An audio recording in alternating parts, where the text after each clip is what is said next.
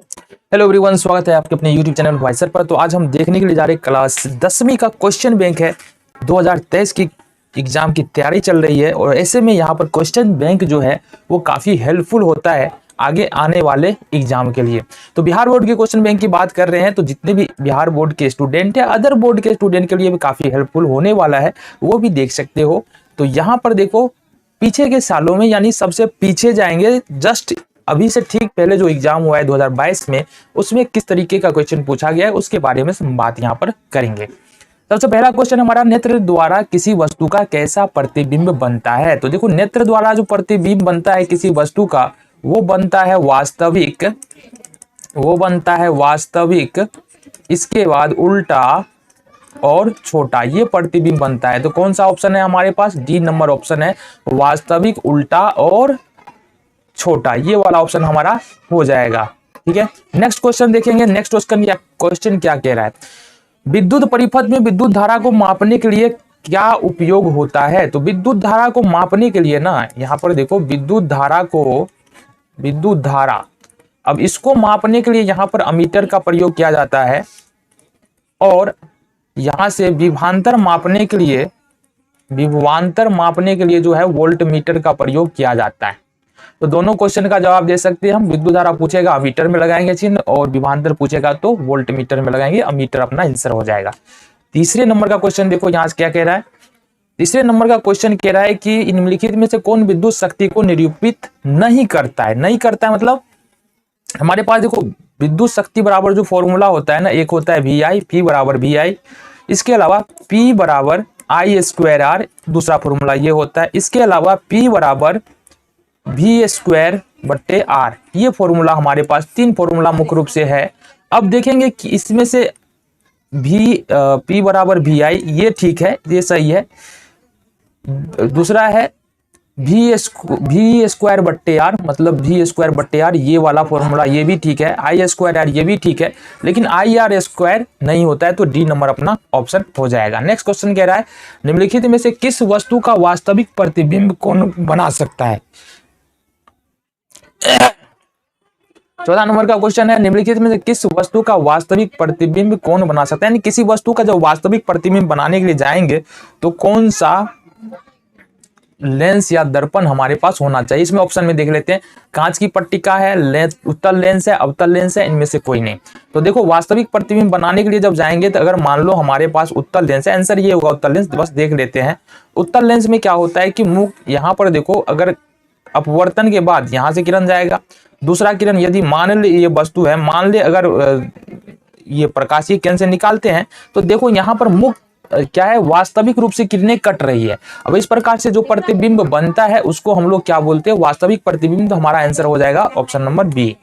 5वां number question कह रहा है, किसी बिंदु से टकराकर निकलकर किरणें किसी लेंस से अपवर्तित होकर जिस बिंदु पर मिलती है उसको क्या कहते हैं। आओ जरा देख लेते हैं यहाँ से, ये एक प्रकार का हमारे पास लेंस है। लेंस में क्या होता है, अपवर्तन होता है। चलो जी, यहाँ से एक प्रकाश किरण जा रहा है और यहाँ से अपवर्तन के बाद ये मुख्य अक्ष को, चलो इस बिंदु पर काट रहा है, तो इस बिंदु को क्या कहते हैं, इस बिंदु को फोकस कहते हैं। क्या होता है, फोकस कहते हैं। क्वेश्चन 6 नंबर क्वेश्चन है हमारे पास, फोटोग्राफी कैमरा का अभिदृश्यक लेंस होता है। तो यहाँ पर देखो 6 नंबर में फोटोग्राफिक कैमरा का अभिदृश्यक लेंस क्या होता है, जरा बता दो हमको। तो फोटोग्राफिक कैमरा का फोटोग्राफिक कैमरा में जो अभिदृश्यक लेंस होता है वो होता है उत्तल लेंस। नेक्स्ट क्वेश्चन है, किसी शब्दकोश में पाए गए छोटे अक्षरों को पढ़ते समय आप कौन सा लेंस यहाँ पर प्रयोग करने वाले हैं। तो यहाँ पर देखो, उत्तल लेंस का जब प्रयोग करते हैं, उत्तल लेंस, देखो 2-3 बात यहाँ पर देखना है। आंसर तो हो जाएगा तुम्हारा ये वाला 5 सेंटीमीटर फोकस दूरी वाला उत्तल लेंस हो जाएगा। ठीक है, उत्तल लेंस हमारे पास हो जाएगा। यानी कि हमको चाहिए आवर्धित प्रतिबिंब चाहिए जो हमको उत्तल लेंस देता है। ठीक है, इसके बाद क्या है कि हमारे पास क्षमता ज्यादा होना चाहिए, अब देखो एक रिलेशन होता है, यदि फोकस दूरी कम होगा तो क्षमता ज्यादा होगा, क्षमता कम होगा तो फोकस दूरी क्या होगा, ज्यादा होगा। तो यहाँ पर देखो फोकस दूरी कम है तो इसका मतलब क्षमता ज्यादा होगा, इसलिए अपना आंसर डी हो जाएगा। अगला क्वेश्चन देखते हैं, किसी गोलीय दर्पण तथा किसी पतले गोलीय लेंस दोनों की फोकस दूरी -15 सेंटीमीटर से दर्पण तथा लेंस संभवतः है। यहां से बात कर लेते हैं हम, किसी गोलीय दर्पण तथा किसी पतले गोलीय लेंस। देखो सबसे पहले दर्पण में बात करेंगे। दर्पण में अगर हम अवतल दर्पण में बात करने के लिए जाए तो ये हमारे पास एक अवतल दर्पण है, ये इसका मुख्य अक्ष हो जाएगा। मुख्य अक्ष के समांतर आती हुई प्रकाश किरणें परावर्तन के बाद यहां से गुजरी को इसको बोलेंगे फोकस। ये हमारे पास यदि ग्राफ पर हमने सीखा है कि इस बिंदु से अगर बाईं ओर जाएंगे तो माइनस में होगा, इसका मतलब अवतल दर्पण में जो फोकस होता है वो होता है माइनस में। ठीक है, उत्तल दर्पण में बात कर ले। उत्तल दर्पण में यदि देखते हैं तो देखो ये हो गया उत्तल दर्पण, यहां से ये मुख्य अक्ष हो गया, यहां से प्रकाश किरणें जो भी जाएगी वो यहां टकरा के इस तरीके से मुड़ जाएगी। अब यहां से अगर पीछे की ओर जाएंगे तो इस तरीके से ये क्या हो जाएगा, एफ हो जाएगा। ये क्या हो जाएगा, एफ हो जाएगा। अब यहां से अगर हम देखो, यहां से ग्राफ से हमने फिर पढ़ा है, यदि इस बिंदु से दाहिनी ओर दूरी मापेंगे तो ये हो जाएगा प्लस में एफ, यानी कि अवतल उत्तल दर्पण की जो फोकस दूरी है, उत्तल दर्पण की जो फोकस दूरी है वो होता है प्लस में एफ। ठीक है, नेक्स्ट हमको देखना है, यहां पर लेंस की बात कर लेते हैं। लेंस की बात कर लेते हैं। लेंस में देखेंगे हम,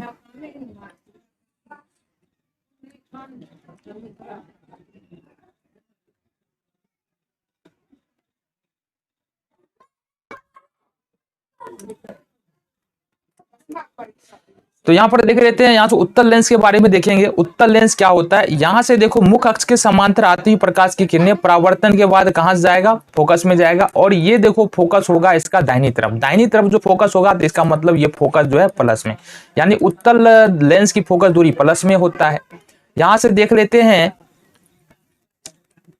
अवतल लेंस की फोकस दूरी। अवतल लेंस में देखेंगे तो यहां से क्या होगा, अवतल लेंस की फोकस दूरी जो है इस तरीके से होगा और ये इस तरीके से किरण जाएगा, और ये जो फोकस होगा ये होगा अपोजिट साइड में, यानी यहां से बाईं शॉट यहां पर देखेंगे माइनस में फोकस हो जाएगा। अब कह रहा है किसी गोलीय लेंस तथा किसी दर्पण और गोलीय लेंस दोनों की फोकस दूरियां -15 है। -15 है तो दर्पण तो यहां से क्या हो जाएगा, दर्पण हो जाएगा अवतल, और लेंस यहां पर जो है वो हो जाएगा अवतल, यानी अवतल लेंस अवतल दर्पण, अवतल लेंस और साथ ही साथ हो जाएगा अवतल दर्पण। ये हमारा हो जाएगा, दोनों का दोनों अवतल होगा। 3 नंबर ऑप्शन। नेक्स्ट क्वेश्चन देखेंगे, वोल्ट बराबर होता है, 9 नंबर का क्वेश्चन है, जरा बता दो वोल्ट बराबर किसके होता है। वोल्ट बराबर होता है जूल बट्टे, वोल्ट बराबर होता है जूल बट्टे कूलम के, जूल बट्टे कूलम के, यानी कि ये हो जाएगा जूल बट्टे coulomb, B number option. Next question देखते हैं, विद्युत आवेश की प्रवाह को दर को क्या कहते हैं। विद्युत आवेश की प्रवाह के दर को विद्युत धारा कहते हैं, और इसका फॉर्मूला भी याद रखना, I = Q/T, ये फॉर्मूला होता है विद्युत धारा का। नेक्स्ट क्वेश्चन देखेंगे, निम्नलिखित में कौन सा कथन सत्य है। तो यहां पर देखेंगे, अभी हमने क्या पढ़ा था, अभी चले जाओ यहां पर, वोल्ट बराबर जूल बट्टे कूलम, ये पढ़ा था, इसको याद रखना है। वोल्ट बराबर हमने पढ़ा था जूल बट्टे कूलम, ये क्या पढ़ा था हमने, वोल्ट बराबर जूल बट्टे कूलम।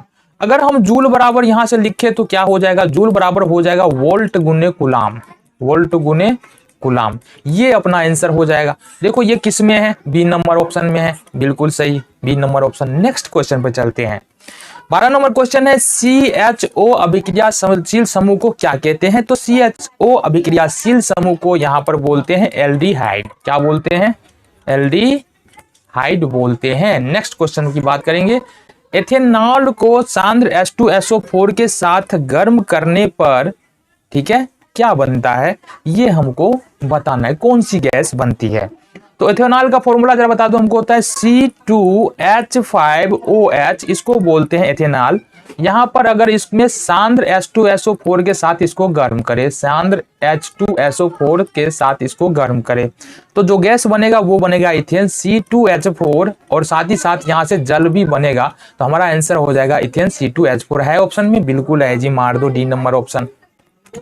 नेक्स्ट क्वेश्चन देखेंगे 14 number, zinc blende, zinc blende का बात कर रहे हैं, मतलब बाबू ZnS का बात कर रहे हैं। अब जैसे हम ZnS हमने लिखा जिंक ब्लेंड, तो यहां से हमारा आंसर खुद ब खुद निकल के आता है। जिंक ब्लेंड किस धातु का अयस्क है, तो जिंक ब्लेंड यहां से बी नंबर ऑप्शन जिंक का ही अयस्क है। आंसर क्या हो जाएगा, Zn जिंक हो जाएगा। 15 नंबर क्वेश्चन देखते हैं, आवर्त सारणी के किसी आवर्त के तत्वों में कौन सा गुण समान होता है, ये हमारा क्वेश्चन है। आवर्त सारणी के किसी आवर्त में कौन सा गुण समान होता है, जरा बता दो हमको। तो यहां से देखो उदाहरण से समझने की कोशिश करते हैं। ठीक है, पहला ग्रुप जो है हमारे पास होता है वो है हाइड्रोजन, लिथियम, हाइड्रोजन है, लिथियम है, सोडियम है, पोटेशियम है और रुबिडियम है। ये हमारे पास पहला ग्रुप होता है। ठीक है, इसके बाद यदि हम देखेंगे इसकी परमाणु संख्या होता है 1, इसकी परमाणु संख्या होता है 3, इसकी परमाणु संख्या 11, इसकी परमाणु संख्या हो जाता है पोटेशियम का 19 होता है ना, हाँ 19, और रुबिडियम का हो जाता है 37। ये परमाणु संख्या है। जब इस सब का इलेक्ट्रॉनिक विन्यास यदि हम लिखने की कोशिश करेंगे ना, इलेक्ट्रॉनिक विन्यास लिखने की कोशिश करेंगे तो अंतिम कक्षा में जो है ना, यानी कि संयोजी इलेक्ट्रॉन की संख्या क्या होगा, समान होगा। यानी अंतिम कक्षा में इलेक्ट्रॉनों की संख्या जो क्या होगा, समान हो जाएगा, संयोजी इलेक्ट्रॉन समान हो जाएगा। जैसे नहीं समझ में आया समझ लो, हाइड्रोजन में देखो अगर KLMN 4 कक्षा हमारे पास हाइड्रोजन का लिखेंगे, कितना हो जाएगा हाइड्रोजन का, 1 होता है अंतिम कक्षा में 1 इलेक्ट्रॉन। यहाँ पर देखो 2 और 1 होता है, यहाँ भी अंतिम कक्षा में 1। अगर सोडियम का देखेंगे 2, 8, 1, यहाँ भी अंतिम कक्षा में 1। तो यहाँ पर देखने के क्या मिल रहा है, संयोजी इलेक्ट्रॉन की संख्या जो है किसी भी, यहाँ पर क्वेश्चन आवर्त सारणी के किसी आवर्त के तत्वों में कौन सा गुण समान होता है, तो संयोजी इलेक्ट्रॉन की संख्या समान होता है। नेक्स्ट क्वेश्चन की बात करेंगे, ये हमारे पास एक अभिक्रिया दिया हुआ है, कौन सा, CaO+H2O, ये होता है CaOH का होल ट्वाइस। अब ये एक अभिक्रिया दिया है, बताना है कौन सा अभिक्रिया है। कभी भी ऐसा क्वेश्चन आ जाए कि A+B = C यहां से बन जाए, ठीक है, तो ये होता है संयोजन अभिक्रिया। 2 मिलकर के 1 बनाए, संयोजन अभिक्रिया, आंख बंद करके बच्चे मार देना है। नेक्स्ट क्वेश्चन देखना है, यहाँ से जल में घुलनशील भस्म को पढ़ चुके हैं, क्या कहते हैं, जल में घुलनशील भस्म को क्षार कहते हैं, B number option. 18 number question है, सोडा एस का रासायनिक सूत्र क्या होता है। तो यहाँ पर हमारे पास 2 ही ऑप्शन आ पाया, 4 ऑप्शन होना चाहिए था। तो सोडा एस किसको बोलते हैं, सोडियम कार्बोनेट यानी कि Na2CO3 को ही ये इसको सोडियम कार्बोनेट भी बोलते हैं, सोडियम कार्बोनेट बोलते हैं, और साथ ही साथ इसको हम सोडा एस भी बोलते हैं, सोडा एस भी बोलते हैं। ठीक है, ये हो गया हमारा क्वेश्चन। 19 नंबर क्वेश्चन लिखिए, कौन सा विजातीय यौगिक है। चूना पत्थर के देखेंगे, ये होता है CaCO3, संगमरमर ये भी होगा CaCO3, खरिया ये भी होगा CaCO3, और प्लास्टर ऑफ पेरिस का अलग फॉर्मूला होता है, ये एक विजातीय यौगिक हो गया हमारा plaster of Paris. Next question है, बेकिंग सोडा का रासायनिक सूत्र क्या होता है। बेकिंग सोडा का रासायनिक सूत्र देखो, ये डी नंबर ऑप्शन हो गया बेकिंग सोडा। यहाँ देखेंगे बेकिंग सोडा, दोनों क्वेश्चन बता रहे हैं, बेकिंग सोडा होता है NaHCO3, ये होता है इसका रासायनिक सूत्र। वहीं पर अगर हम बात करेंगे, ठीक है, बेकिंग सोडा के बाद अगर हम बात करते हैं क्या चीज, एक और होता है धोवन सोडा Na2CO3, ये होता है धोवन सोडा। नेक्स्ट क्वेश्चन देख लेते हैं, निम्नलिखित में कौन सा संक्षारक अम्ल है। संक्षारक अम्ल की बात करेंगे तो ये हो जाए, संक्षारक अम्ल मतलब जो मजबूत अम्ल है और जो दूसरे वस्तुओं को नुकसान पहुंचाने की क्षमता रखता है, तो ये हमारा हो जाएगा सल्फ्यूरिक अम्ल जो है वो क्या है, संक्षारक अम्ल है। अगला क्वेश्चन देखेंगे 22 नंबर, मिल्क ऑफ मैग्नीशिया का पीएच मान क्या होता है। तो मिल्क ऑफ मैग्नीशिया का पीएच मान होता है यहाँ पर 10.5, कितना होता है 10.5। नेक्स्ट क्वेश्चन देखेंगे, सल्फर के संयोजी इलेक्ट्रॉनों की संख्या क्या है। तो सल्फर की बात करेंगे, सल्फर के बारे में हमको बात करना है। सल्फर का संकेत होता है S, परमाणु संख्या होता है 16। इसका जब हम निकालेंगे इलेक्ट्रॉनिक विन्यास तो निकल के आ जाएगा 286। तो बाहरी कक्षा में कितना इलेक्ट्रॉन आ रहा है, यहाँ से 6 इलेक्ट्रॉन आ रहा है। नेक्स्ट क्वेश्चन देखेंगे, निम्नलिखित तत्वों में किसकी आयनन ऊर्जा सबसे अधिक होता है। अब आयनन ऊर्जा में जाएंगे ना, देखो अभी सिर्फ इतना ध्यान रखना है, अगर पीरियोडिक टेबल में ऊपर से नीचे आओगे तो आयनन ऊर्जा क्या होता है, आयनन ऊर्जा घटेगा। ठीक है, अगर ऊपर से नीचे आएंगे तो आयनन ऊर्जा घटेगा। यहां पर देखो फ्लोरीन क्लोरीन, ब्रोमीन, आयोडीन, ये एक ही ग्रुप का तत्व है।